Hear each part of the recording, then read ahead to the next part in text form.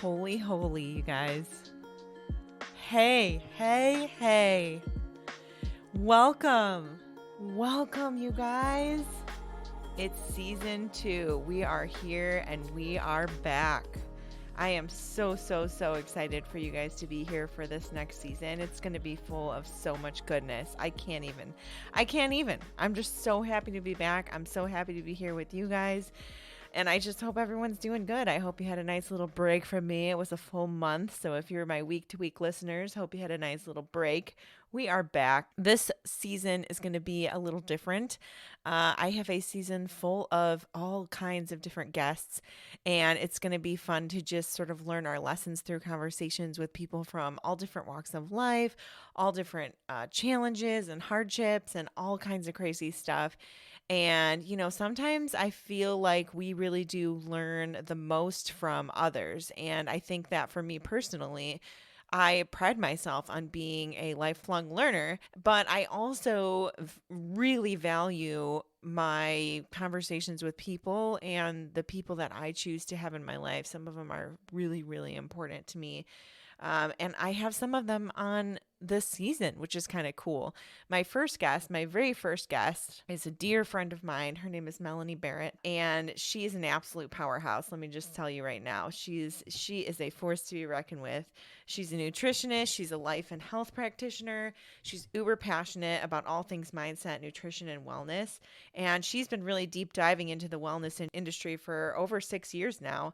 She's learned to master her craft while she's been working with others to kind of get to the root cause of what's holding them back from their goals and their bigger vision. Melanie and I go way back, but it's been in recent years that I feel like we've discovered the depths of our like-mindedness and similar views on life. She's a woman that really does inspire me, and she ignites my flame in certain ways. I feel like I really get a lot of inspiration from her. I look up to her in certain ways. I love her dearly, and her story is quite inspiring as well. And so I thought it would be fun to have her on as my very first guest, as I was her very first guest on her podcast, which is so cool. We're kind of returning the favor for each other. So I'm just excited to have you guys here with me, and I'm excited to get into this conversation with Mel. So without further ado, I'm going to go ahead and jump right into our conversation. And then afterwards, I will do some closing comments and we'll talk about where you can find Mel online. So enjoy this conversation with my very dear friend, Melanie. So, hey, Mel, how are you? I'm really good. How are you? Good. I'm super happy. Super happy to have you here. Me too. So Mel and I go way back. We'll just talk a little bit about it. We became friends through mutual friends as like teenagers. It was a long time ago. And then we've had quite a journey together. We stayed in touch over the years on and off. And then at one point I signed on to be a client of hers. She was my nutritionist for a little while, my health coach. It was awesome. She's got her own podcast called Plant Ahead, which I was a guest on. It's also amazing, so you should check that one out. Oh, thanks. It's good stuff. Yeah, so we go way back. I'm super excited to have Mel here. She's had her fair share of struggles and triumphs, and she's always overcoming and being better every day. So I'm really happy to have you here. Me too. It's very cool that we've become. So I used to live in Cleveland with you, and it's now that I live in Austin, Texas, I feel like we've become so much closer, right? That we've been apart. And even isn't it funny? And even with the pandemic and the craziness of 2020, it's just been interesting how everything's kind of come to Zoom, and here we are. And we're just like, hey, you want to have a Zoom day? Yes. And we're just talking and hanging out. So it's been really powerful. And I truly and deeply value our friendship and what we share. You've been such an inspiration to me. And even working with you is just such a pleasure, and how it really blossomed our friendship to where it is today. So I deeply and genuinely value you so much. Girl, so I'm much so happy love. to be here. Feelings are mutual, 100%. It's a two-way street. Let's get into the talk here. Tell us a little bit about some of your moments as someone who really strives to learn from life, and how you feel like the things led you to that point. Well, be here all day talking about that. But let's see. So my story is pretty interesting and unique, and what brought me here and to really be in this position. And I kind of want to take you guys back and talk a little bit about my story and what I've been through, and where I once was and where I am today, and showing what's possible. And an interesting point to throw out too is that I have always, and I know for you, you've always been more of that really growth mindseted person. And I was always more of that very fixed mindset. Yes. And it's interesting that, talking, you're like, yeah, I've always kind of been more of that growth. And I was like, oh, not me. And just like really seeing that actually made me take that step back and really think about things in a different perspective of like, wow, like I really have come far. And that's kind of what I want to share Yeah. about how far I've come. That's So awesome. cool. It's so All right. exciting. Yeah, for sure. So for me, I grew up in a middle to lower class income family, nothing too crazy. My parents, they were married. I wished and prayed that they weren't because they fought so much. So Oh, that was definitely tough. And within that framework of how I grew up, it was very, my mom was taught by her mother, don't wear your emotions on your sleeve. You need to be tough. You need to be strong. So I had this mother that never felt any feelings. And then I had this father that was overly emotional mm, and he would take his feelings out on everybody else. So he was just very angry, 100% Italian guy. yeah. So for me, I never really knew where I fit in there. So I just kind of shut down and I really learned to disassociate to get through my days. And I had a really rough brother too that had really bad OCD. So he kind of ran the show. My mom catered to him a lot. And I was kind of just, nobody ever really tried to push me to do anything or try things differently. So I just kind of kept to myself. And that's kind of what I did growing up. And that was just kind of my MO. Yeah. And as I grew older, I would try a sport or I would try something new. And then I would be like, I just had such a mindset of like, I suck at this. Like, I can't do it. And I would quit everything I tried that was new. And it was hard. It was really hard on me because I felt like I never fit in and I never had a place. And I always just ended up quitting a lot and didn't give Oh, it a lot. So, yeah. And I could talk about this all day, but as I, grew older, because of the dysfunction and everything that I learned, yeah. that's what I gravitated towards. So I dated dysfunctional people. I made dysfunctional choices and I became addicted to different drugs. And they really just had a grip on me. And in my Yeah. 20s, I was a wild animal. And I look back on it now and I cringe, but I I think share we all of all it. do though, man. Oh, I Oh know. gosh, in God, those certain 20s. ways, you know what I mean? Unless I feel like unless you're still living that same life and you haven't thought about changing in any way, then maybe not. Oh, but that's the craziest piece is that so in my 20s, as wild as I was, I always had this yearning and this feeling like something wasn't right, but I wasn't strong enough. I didn't have the lens of a learner like applied to me at all. And anytime something would come up and happen to me, I would play the victim card. Woe is me card. Why is this happening? I don't understand. And I was never allowed myself to be presented with these lessons and these gifts to come up to as I moved through things. So I just kept falling and falling and falling and hitting the bottom of the barrel until the point where I couldn't take it anymore. Yeah. And my son, prior to him, I really started making big shifts and changes. So my son is about 3.5 now, Mhm. and he has cracked me open in a way I never thought was possible. Yeah, Right? You have yeah, a I mean, kid? kids do that. It's like Whoo. all of the things that you think you're coping with, guess what? You're not. You have Yeah. to you got to figure it out for real when you have a kid. Yes.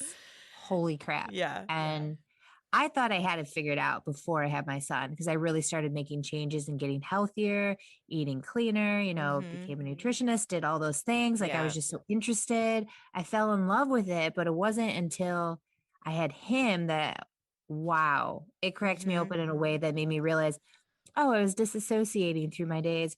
Oh, I gave up on everything. I was scared of my own shadow. I never allowed myself to learn things. I just played Yeah. the victim card instead. Mhm. And as I started to learn about that, I was like, whoa, it like hit me like a ton of bricks. I'm like, I don't need to live like this. And this kiddo taught me that and showed me that light that I don't have to, I'm trying to think how to describe it. Like, I don't have to be scared to try Yeah. anything new. I don't have to be living in fear. And he just cracked me open in a way to feel my feelings because I never did, as I said before. And that was the biggest piece for me that he showed me. Oh, you can't run and hide, especially when I was pregnant. I was like, oh, you can't have a glass of wine, girl. You gotta face this shit. Yeah. Sorry. That's true. I feel like that's so true because when you're pregnant, I mean, some people unfortunately indulge and they're not supposed to, but I agree with that same thing. It was like that time during your life where you're like, "Oh, Cool. So those times when I was like, dang, I need a drink, like not when you're pregnant. That's not how it works. Yeah, it's definitely, it's crazy what kids do. And but I also feel like there's that fork in the road when you become a parent. You know, you can either think about it more constructively and be aware of yourself, be aware of your struggles and the way that you're coping, or keep doing it, keep Mm-hmm. continuing that cycle, which we've talked about before. That has happened to our parents. It's happened to a lot of people we know, and even people who are parents. We see that cycle continue, and it's heartbreaking because you do have to make a Mm-hmm. conscious choice if you're going to make that change. You know what I mean? Mm-hmm. Absolutely. You have to make that choice. You have to choose whether you're going to continue that cycle or not. And it's one of those things where you're taking the chance. If you don't want to deal with it, you don't want to face it, you're risking Mm-hmm. so much. Because even if you think, oh, these are my actions, they're not affecting anyone, guess what? Your kid's going to grow up and carry all that stuff. And we both Mm-hmm. know, me and you know, that stuff doesn't go away. It doesn't just Oh yeah. magically, you don't just grow out of childhood trauma and childhood hardships and abuse and whatever else. It does not go away. It gets worse. And then it affects your relationships and it affects the people Mm-hmm. around you. And it's an ugly, ugly spider web that it just takes over. And Oh yeah. it's such a conscious choice. And I think for you, that's something to acknowledge that you did that. You noticed the issues and you were constructive about it, ready to make that change and be better for your son. And I think that's definitely something to celebrate. Oh, goodness gracious. It is crazy how I had no idea. And kind of just to piggyback off of what you said, is that I look at it in terms of lineage and, our parents' story. And for example, how I talked about my mom, and she was like, oh, her mother was very, you don't wear your emotions on your sleeve, showing emotions as a sign of weakness and stuff like that.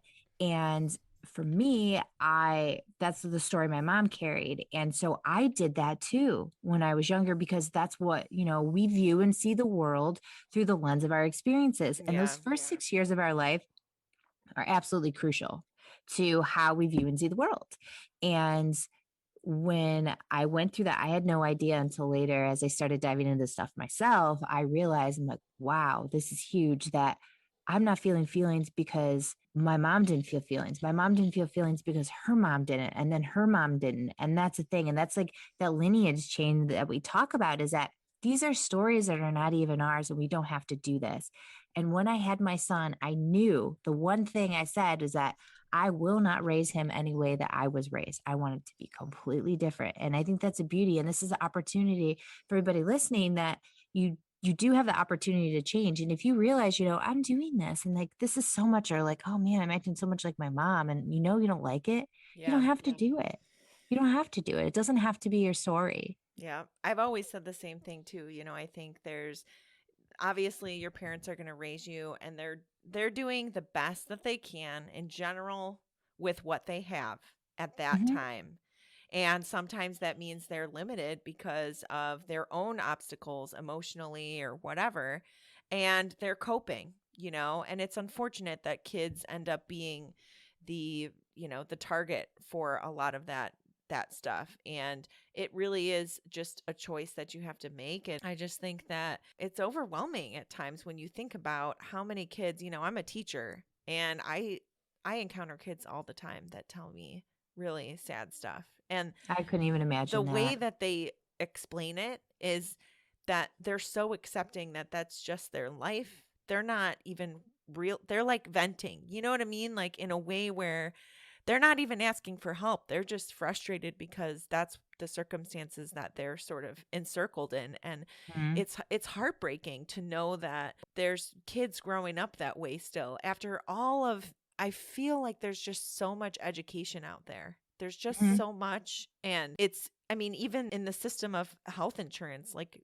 mental health is covered just like anything physical health would be on your health insurance. Like this is the time where we all need to understand that mental health is just as important as your physical health. And I know you are right on that with me, Woo, you bet. Oh my and I goodness. just think as a parent, there's just no excuse. There's no excuse. You have to deal with it and you have to figure out how you're going to be better for your kid. I've done the same thing. I've always said, my parents raised me the way that they did, and I learned some things what to do, and I learned a lot of things not to do Mm-hmm. with my child. And it was that same conscious choice of, as I was growing up, I'm going to be better for my kids. I know I'm going to someday. And I did. As soon as I found out I was pregnant, I was 23. That was it. I was like, I'm done here. I need to get down to business. I got to get serious about my life because I don't want my kid to ever have to deal with that stuff. Oh, absolutely. And being a mom it's next level. And especially when you do make that conscious choice, like I want to be better. And I want to be better not only for myself, for this child and this person I'm bringing into the world. And Mhm. that's the biggest lesson for me. I feel like I've learned is that I want to be better and I keep striving to be better. Mhm. And now that I have been cracked open in this beautiful way, it's given me such opportunities to grow. And I never thought it was possible. When I faced my fear of being not taking drugs or Mhm. my fear of sitting with my feelings, oh my God, that was so hard. It was It one of the is hard. hardest things I went through. It's so I hard. literally disassociated through everything, everything. And then, I mean, for me, mental health is like, I've been in and out of therapy since I've been 16, and Yeah. therapy has been my saving grace. And I know we've talked about that in terms of like Mhm. EMDR has been great. And Yep. I don't know where I would be if I didn't do this stuff for myself and help myself on this level. And just to me, my mental health is probably top priority over everything. And I mean, top Same. priority over my family in a way, because if I'm not happy, nobody else is going to be No, it's happy. true. You have to make it your number one thing in it. And for me, I know I've talked about this on your podcast when I was a guest, just how I've learned that my mental health is a direct influencer of my physical health and my ability to Mhm. work out, my ability to eat healthy. Everything is rooted in my mental health state. So if I'm stressed or stuff's going haywire or I'm overwhelmed or whatever it is, that just trumps everything else. And now I can't do anything. Mhm. And my counselor told me I haven't gone in a few years. I've been doing pretty good, but I remember her telling me this, and I always tell myself this is she would say the work that you do on yourself is the hardest work that anyone can ever do. Is the work Mhm. that you do on yourself. And she also told me that when you go and get help and you go and talk to a counselor when you feel like you need it and your mental health isn't where it needs to be, the strong ones are the ones that do that. The Oh, ones that are weak and absolutely. scared, those are the people that cope and they spread it like a virus, you know? Mhm. It's horrible. Absolutely. And a piece that stands out to me what you said too is that, when you heal yourself and you really start diving into your soul's purpose and who you really are to your core, that's medicine, and that heals everybody around you. And I truly and deeply believe in energy. And think about it, when you're around somebody that's having a really bad day and they're huffing and puffing and pissed off and stressed out, you feel that energy. Yeah. You vibe right out of it. You're like, I gotta get out of here, this person's crazy. So really understanding the dynamics of that piece, and then seeing how, when I'm stressed out and mad, my kid's going to be stressed out and mad. So I Yeah. recognize and see those behaviors now to just want to be better. So when I see I'm acting weird, I tell myself, okay, how can I step back? Like, what's going on? Mhm. Or I get presented Yeah. with the situation that sucks and it's not great. I ask myself, like, I just take those deep breaths and I ask, like, okay, what can I learn from this? How can I make this better? Instead of allowing myself to go, I call it like the downward spiral. You just go, like, you think one thought, and then all of a sudden another thought comes on, and I then another know. thought. Before you know it, you're 50 thoughts in, and you're like in the corner sucking your thumb, like crying or Right. slamming a Yeah. drink. Like, I can't take this anymore. Or So, for me, I'm like frozen, like with anxiety because I can't. It's like overload paralysis where your thoughts have now just completely swallowed you whole and you can't do anything. oh my God, absolutely. I think that's the craziest part, but it's all about just recognizing and seeing the behaviors and gaining the awareness around it and just getting better. Because a lot of times people think, oh, my mental health journey, my health journey, my wellness, like everything's connected. And that's the Yep. biggest thing too, mentally, physically, and spiritually, all of it, how it's not just about what you're eating, but it's about what you're feeding your brain. So it's Mm-hmm. all very connected. And a lot of times, most of us don't understand that piece. But when we really get all of it, that's what really changes our lives. Yes. And one other thing I wanted to point out that you had mentioned earlier, I wanted to kind of build on this. It was a good point. You had mentioned that You when see? you're in your deepest, darkest struggles, you were in and out of relationships that were not good. Hmm. And it's so important to notice the fact that when you're in a positive mindset and you have positive energy and you're in a place where you have your mental health, you're attracting that from other people. You know Hmm. what I mean? And when you're Absolutely. not in that place, you're also attracting that from other Yes. people. And so it just continues the cycle of, the people you have around you and the relationships that you get yourself into. And for anyone that's listening and you feel like you're not happy in a relationship, I want you to step back and I want you to really do a self-assessment first. Hmm. That's going to be important because really that's going to be your jumping off point to anything better. And it might not even mean like ending the relationship. It's just it's time to communicate. It's time to get yourselves on the same Hmm. page. And if you care about each other enough, you'll do that for each other.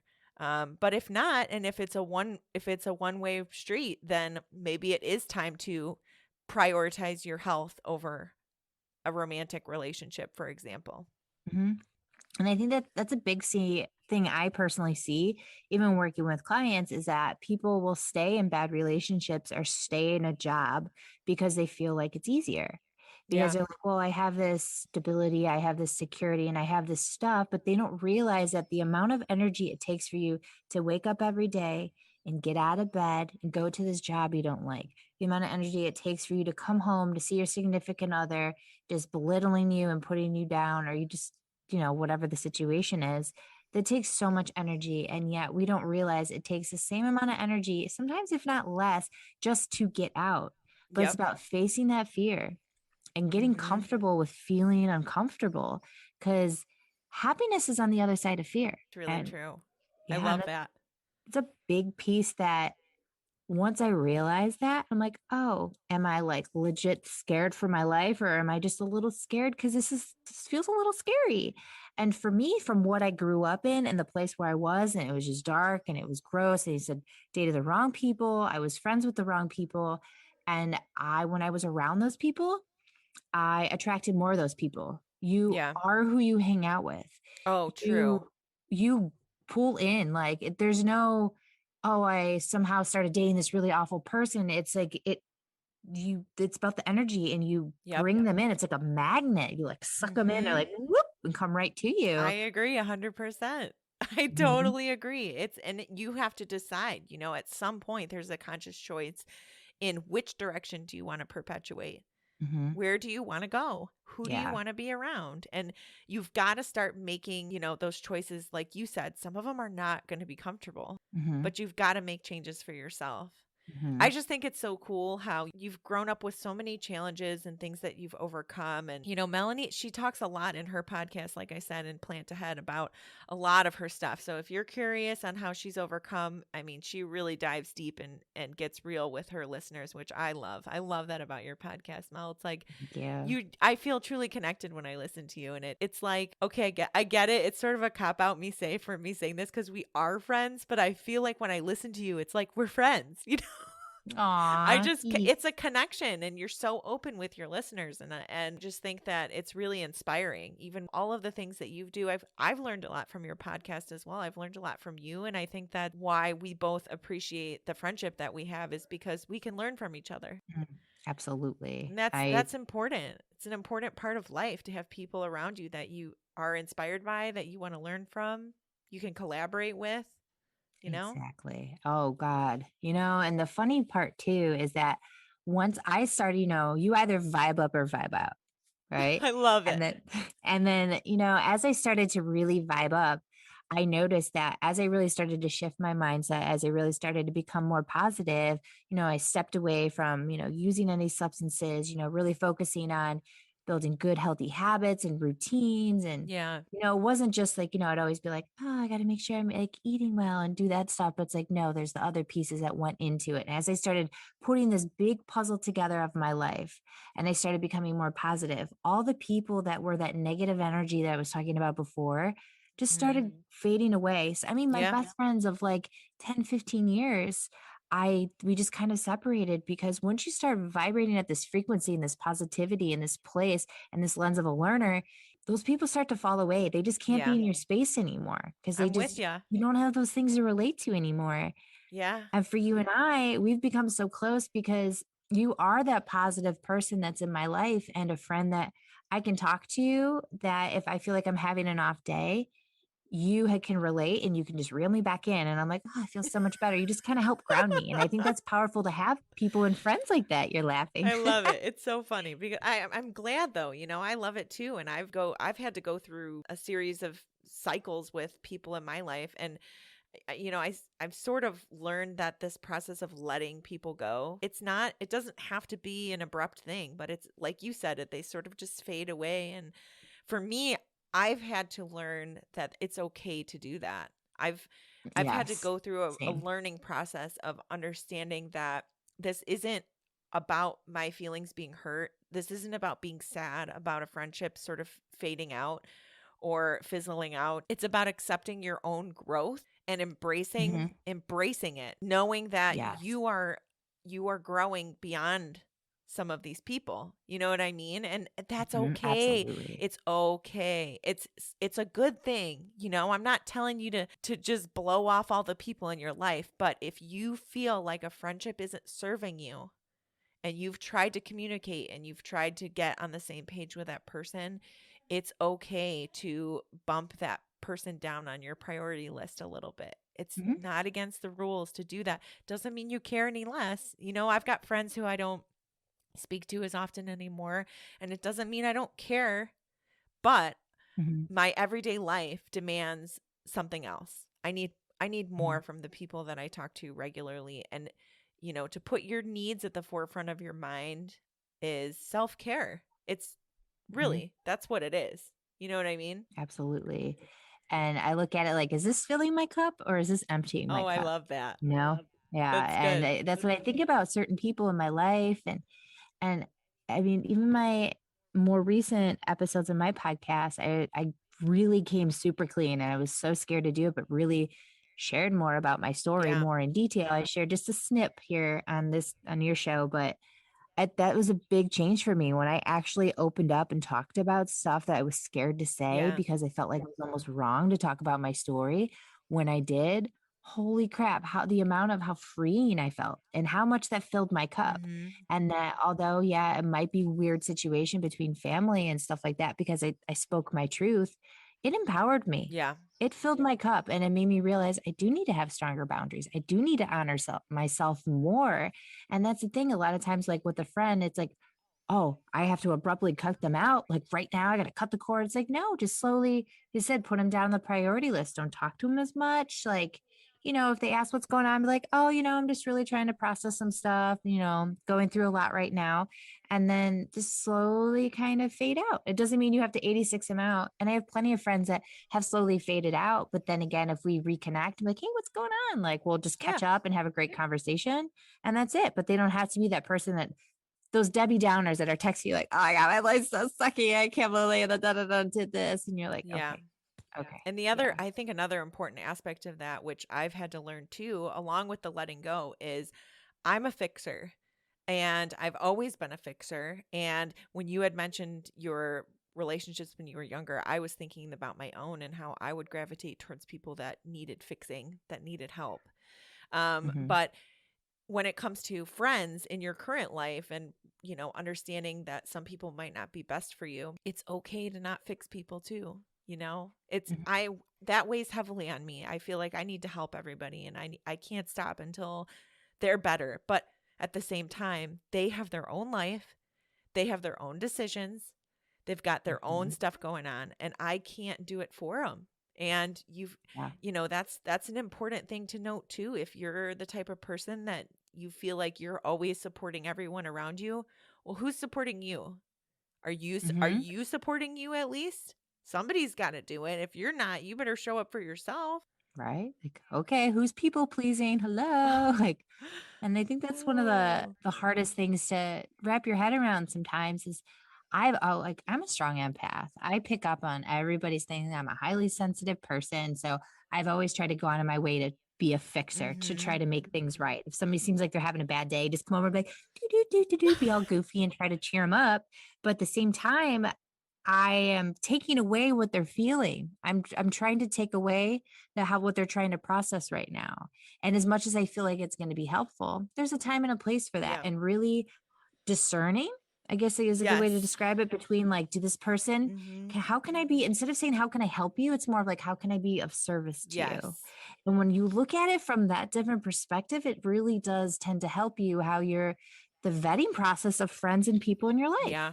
You've just come so far, I think, as a person, and it's remarkable to hear your story and to see where you are and know everything that you've overcome. And it really does come down to those choices and being willing to put in the work. You've and that's another thing is I feel like, where you are in your life right now, you study, you know your stuff. You know what I mean? You've spent a lot of time learning about all of the stuff that you do as a professional, as a nutritionist. It's just really remarkable to see everything that you've overcome and how far you've come. You in your profession and what you do as a nutritionist, and you're a coach in many, many ways. You help people, and you help people with stuff that they need desperately for their own wellness. Mhm.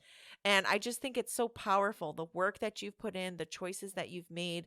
You spend a lot of time reading and learning, getting education in your field, and doing all the things that you need to do to be Mhm. a strong leader for people.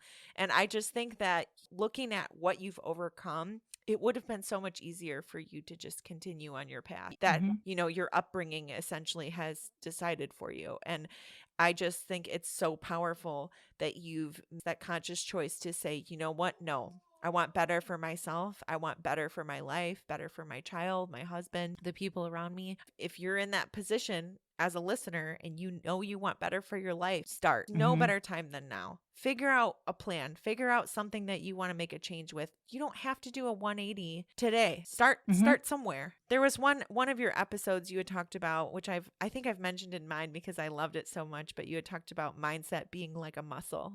Mhm. Tell me a little bit about that, Absolutely. Mel. So for mindset is something that it's a term that gets thrown around a lot these days, but at the same time, I feel like it's so unbelievably important, like next level. And with our I look at, we have strength in our muscles, right? You go to the gym and you pump iron, you build up that bicep. Does it happen overnight? No, Right. it takes time to build up a muscle, just like your brain. And eventually, time after time, it's about those slow, tiny little progressions that you make every single day. As a lot of times we just want to rush to the finish line. We want to change everything, whether it's about, I want to lose weight, I want to live a healthier lifestyle, I want to get out of this relationship or anything like that. It's about those tiny little pieces, those little stepping stones that you can lay out every single day. And eventually, those stepping stones turn into big, long roads that turn into this big path that leads you to your end goal. Yeah. And that is the most beautiful part, is really looking at it that way. Cause a lot of times you're like, oh, I can't quit. Let's say, you binge at night and you want to quit binge eating at night, but you're like, oh, this is just so hard. I don't understand. Yeah. But it's about slowly changing those habits and those behaviors. But beyond that is that you have to realize, as you slowly change them, you start building up that muscle. Your brain is a muscle. You start building that up. Mhm. And as you start building that up, it gets bigger and bigger and stronger and stronger. And it gets so strong to the point where you can nip those behaviors and that way in the bud. And for me, and what I've been through the darkness and all of that, I went from having, if we get in the technical terms of, you know, your higher self brain and Yeah. your reptilian brain, and look Uh-huh. at those different parts of the brain. I mean, my reptilian brain that muscle was huge. That champion was ready to go. It was strong. And like my higher self was like, oh, little pee. So as I started working more on my mindset, taking care of myself more, and just believing in myself and started allowing myself to say, oh, I freaking suck. How did I do this? Instead of be like, what can I learn from this? Yes. And as I made that shift, everything changed. And Yeah. that pea little size muscle of, you know, my higher self got bigger and bigger and bigger. Now it's so big that it like eats that reptilian brain. It's like, no, I'm the captain of the spaceship here, not I you. love You're that. not running the show. And that's the thing, is that it just doesn't happen overnight. Yeah. It's just slow and steady wins the race, and just believing and honoring yourself and giving yourself that grace and compassion to get there is really how Yeah. it happened. Yeah, and it comes down to that, like you had mentioned, with the higher brain and the lower brain, or the reptilian brain or the animal brain. There's a few different names for it, but under, Million. understanding that process of learning and the neuroplasticity, the ability to change the way that you listen to your brain, the way that your brain speaks to you, and the way that you make your choices is really powerful. Learning, Mm-hmm. understanding the process of actually learning is very, very empowering. And it's almost like it reminds me of, like, those books you can buy for video games that have like all the cheats in them. They're like Mm-hmm. big book. That's what it is Yes. with learning. You learn the process of learning, and then you can literally master anything that you want in even less time, because now you're not having to overcome all of the tricks that your brain's going to try and get you to change your mind. You know what I mean? Like your Mm-hmm. habits and, all these things that you've got yourself conditioned to do. I've even learned about that recently with chronic overeating, because that's something that I struggle with, is portioning and just understanding that I need to learn how it feels to be full, and Mm-hmm. that alone is something that I need to go through a learning process with. And Mm-hmm. once you embrace that learning process, it becomes much easier, because you're not Second thinking, yeah, nature. and you're not telling yourself like, oh, there's something wrong with me. You're just, it's like learning anything else. It's like learning a new skill, learning how to shoot basketballs, or, play an instrument or whatever. It's Mm-hmm. not anything different. It's just the process of learning. It's crazy. Yes, and I absolutely love how you describe that, because when we look at everything as a whole, we're like, oh, this is going to be so daunting. Let's just throw weight loss in there, for example. Yeah. So let's say you want to lose some weight, and in your head, you're just so fixed on the outcome, Yeah. right? Oh, you're like, I want to get there fast. I want this to happen right away. But you're not allowing yourself to step back and enjoy the Yeah. journey and enjoy the process and learn along the way, because we're so laser focused on that end result and going and getting there. We don't step back to enjoy. Yeah. And when we don't enjoy, we don't take that time to integrate, and we don't take the in time to integrate, we're not going to learn. And that's the biggest thing that has changed for me, is that through everything, I see, I learned through it I all. love And I'm that. like, wow, how can I be better next time? Yeah. Instead of being like, why did this happen? I just want to be better. So when you look at the weight loss process, you're like, okay, I want to get there so fast. I want this, I want to lose all this weight. But it's like, no, like what habits have you, and because you had mentioned the habits and stuff like that, is that what habits have I put into play that's made me overeat, that's made me, not take care of myself, not live the lifestyle that I want? Mm-hmm. And then once you slowly start to break down those habits that you've created, you're like, holy crap, this is mind blowing. What a difference it can make. And it's really looking at it from that different perspective. And when you take that step back to be the observer looking in at yourself and enjoy the journey, all those beautiful lessons come along the way, and they're It's enjoyable. They're awesome. not daunting. They're It's fun. awesome. It makes it fun. It's not horrible and hard anymore. It's I enjoyable. agree. Oh, I love that, Mel. So tell us more about who you are now and the ways that you choose to live through life. Well, me now is an empowered mama, I'll tell you what. Um, so how I live now is I try to stay positive as I can. First of all, I hate toxic positivity. Oh, yes. So that's a hard thing for me, but that's how I used to live. When something would happen, I would always be like, oh, it could be so much worse. And I'd always just tell myself that. And then when you do things like that, you don't allow yourself to actually process what you're going through. You're like, oh, this situation comes up where you're like, oh, it could be so much worse. But then you feel sad and you feel Yeah. like you're grieving what could have happened. And then that's what I do now. And that's such a big difference, is that I allow myself to process my feelings and things that come up. And I don't push them under the rug and pretend, and how, because my feelings are valid and they're real. And I love just helping people through that journey of really discovering and understanding that it's so much more than just throwing weight out there again, but it's a lot what I deal with. But it's not just about the number on the scale or things like that Mm-hmm. anymore. It's about really just taking that step back and enjoying it and giving yourself that grace and compassion as you go along the way. And for me, those were things I never did. I never allowed myself to feel. Now I feel the feelings. I would be so strict and rigid, like, you have to do this. And if I didn't follow something that I wanted myself to do, I would beat myself up. Like, even with me for work, being a mom, and I have limited time to work and get things done.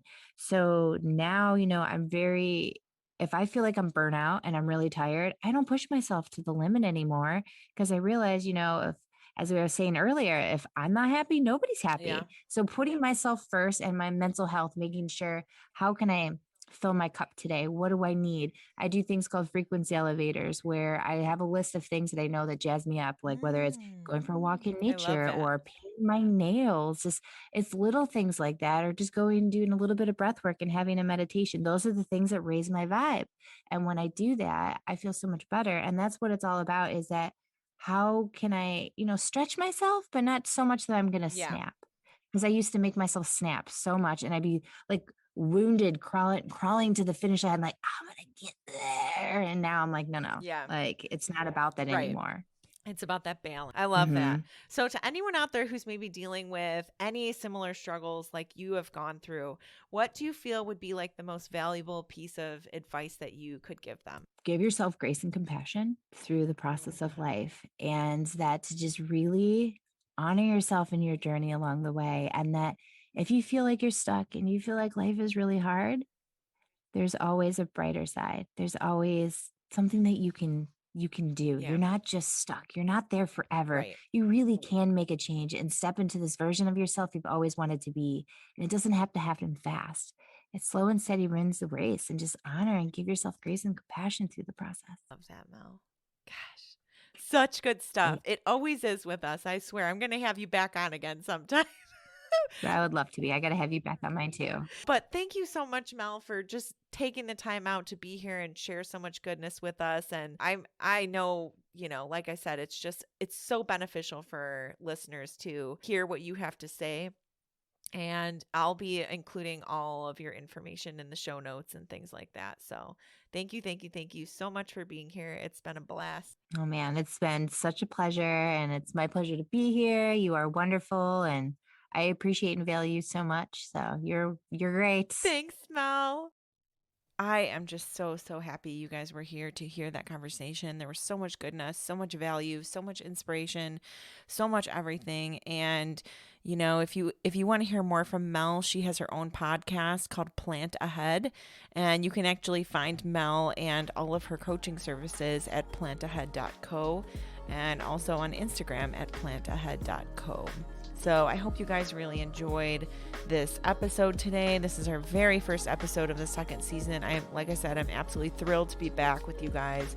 And, as I let you go, I just want to make sure I relay, as always, a heartfelt thank you through the sound waves from my soul to yours. Seriously, I appreciate your time. I really, really hope you enjoyed this episode. And if you have someone that you feel may benefit, share it with them. Head over to floatonpodcast.com to add us on social media and see updates. I'm your host and producer, Dalia Jean. Until next time, float on.